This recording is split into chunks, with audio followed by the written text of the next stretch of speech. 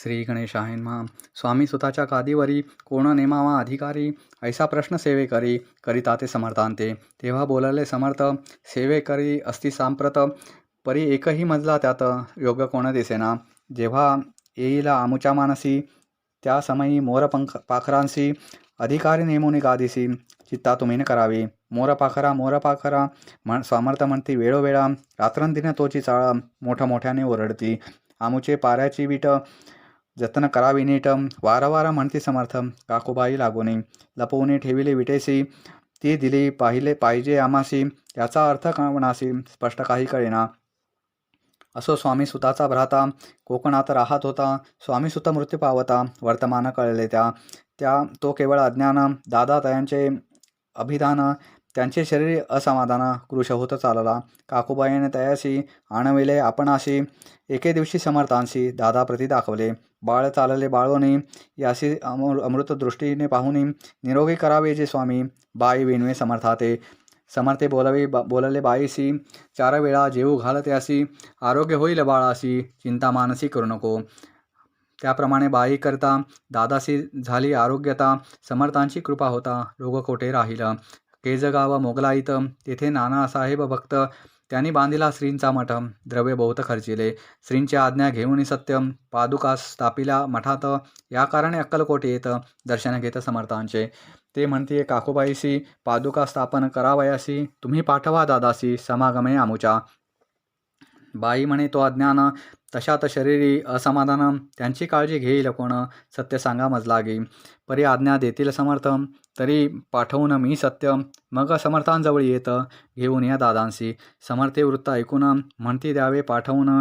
बाळ जरी आहे अज्ञ, तरी सांभाळू तयासी. काकूबाई बहुत प्रकारे समर्था सांगे मधुरोत्तरे, दादांशी पाठविणे नाही बरे, वर्जावे आपण सर्वांते. समर्थ तियेसी बोलले, त्यात तुमचे काय गेले, आम्हाशी दिसेल ते भले, तेच आम्ही करू की. शेवटी मंडळी सांगा ती, दादांशी पाठवे केजेप्रती. पादुका स्थापन झाल्यावरती दादा आले परतोनी. पुढे सेवेकरां सांगा ती, त्यांशी मुंबईस पाठविती.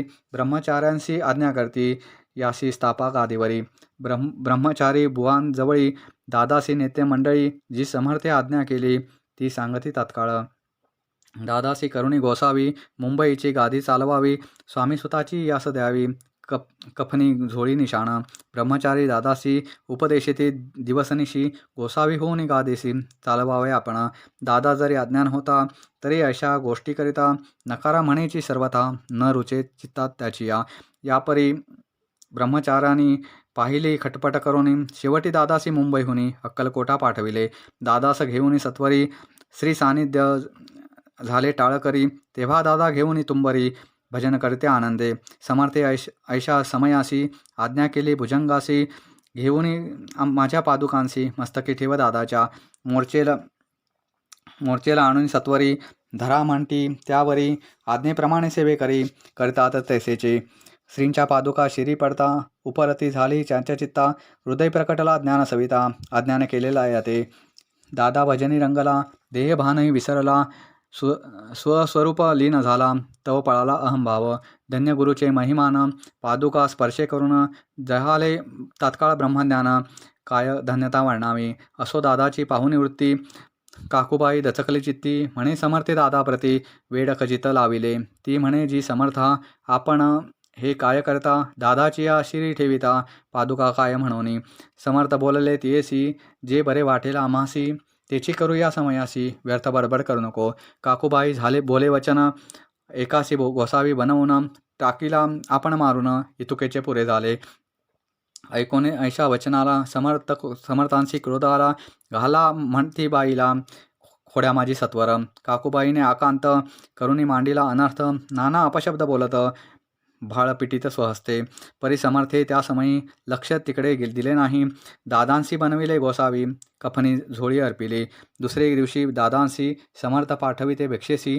ते पाहून काकूबाईशी दुःख झाले अपार. लोळे समर्थांच्या चरणावरी, करुणा भाकी पदर मत्सरी. विनवितसे नानापरी, शोक करी अपार. समर्थांशी हसू आले, अधिकची कौतुक मांडिले. दादांशी जवळ बोलाविले, काय सांगितले तयांसी. अनसूया तुझी माता तिजपाशी भिक्षा मागा आता. अवश्य म्हणून तत्वता जननी जवळी पातला. ऐसे बाईने पाहुणे क्रोधानिविष्ट अंतःकरणी म्हणे तुझे करणी लोकापवादा कारण. भिक्षांना आपण करावे हे नव्हेची जाण बरवे. चाळे अवघे सोडावे संसारी व्हावे सुखाने. ऐकोनी मातेची उक्ती दादा तिज प्रति बोलती. ऐहिक सुखे तुच्छ गमती माते आजपासून. पुत्राचे ऐकोनी वचन उदास झाले तिचे मन. असो दादा गोसावी होऊन स्वामी भजनी रंगले. काही दिवस झाल्यावरी मग आले मुंबापुरी. स्वामी सुताच्या गादीवरी बैसोनी संस्था चालविली.